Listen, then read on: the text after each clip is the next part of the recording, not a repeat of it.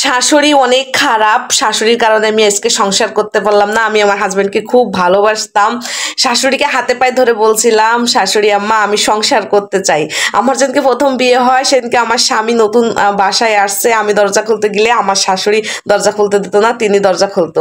আমার হাজবেন্ড যেটা খাইতে পছন্দ করে সেটা আমার শাশুড়ি রান্না করতো না, তিনি বেগুন ভর্তা পছন্দ করতো, বেগুন রান্না করতো। সে আমাকে ঘুরতে দিতে চাইতো না।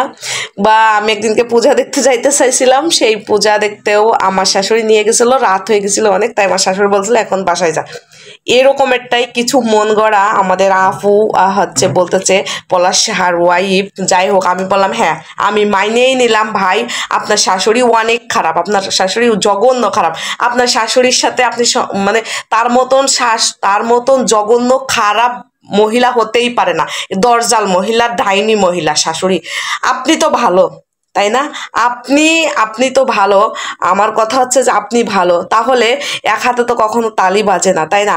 আপনি যখন শ্বশুর বাড়ির 6 মাস পরের থেকে কীর্তি কাহিনী নাটক শুরু করে দিলেন, যখনই দেখলেন যে আমার হাজবেন্ড তার শাশুড়ি তার মা ছাড়া কিছুই বোঝে না, আমাকে প্রাধান্য কম দেয়, আমাকে ভালোবাসতেছে না, আমি যেটা চাচ্ছি আমার স্বামী সেটা করতেছে না, এক বিছনায় শুইতে গেলে লেট করে যাচ্ছে, আমার বিলাসিতা কম দিচ্ছে, আমাকে মানে কি বলে, আমাকে সে কিছুই দিচ্ছে না।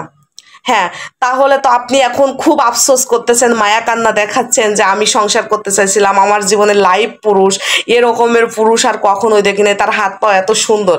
এখন বোন এত মায়া কান্না করে না। তুমি যদি এতই ভালোবাসতে তাহলে তুমি হয়তো ছাড় দিতে, না একটু ছেড়ে দিতে।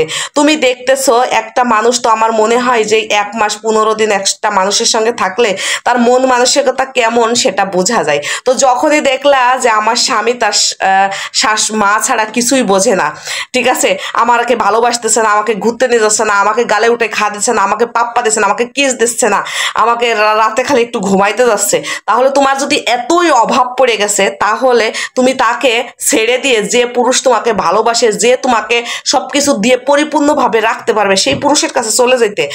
তারপরে দ্বিতীয়ত কথা হচ্ছে যে যদি হয় এটা হলো ছেড়ে দেওয়া, আর যদি তোমার থাকার ইচ্ছা হতো তাহলে তুমি বুঝতা যে আমার স্বামী তো এই কোয়ালিটির, আমার শাশুড়ি তো এই কোয়ালিটির, তাহলে আমার একটু মানিয়ে চলতে হবে।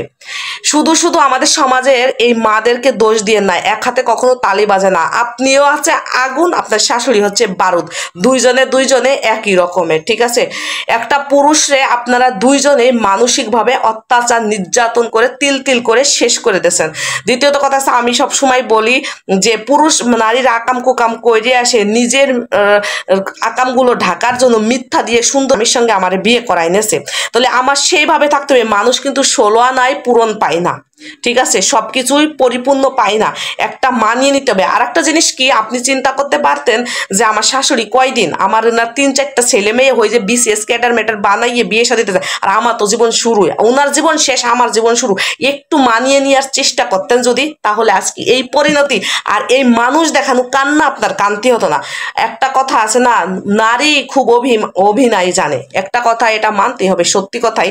আর একটা কথা এখানে পয়েন্ট আছে, যে সাংবাদিক আপু দেখলাম যে ওই যে পলাশ সাহার ওয়াইফের সাংবাদিক মানে নিচ্ছে, ইন্টারভিউ নিচ্ছে, একই সাংবাদিক শুধু একই কথা বলে যাচ্ছে, এইটা কাইটে কাইটে ওই পলাশ সাহার ওয়াইফের মতন আমারে ভালোবাসা দাও, আমাকে সবকিছু দিতে হবে, আমি আদায় করে নেব।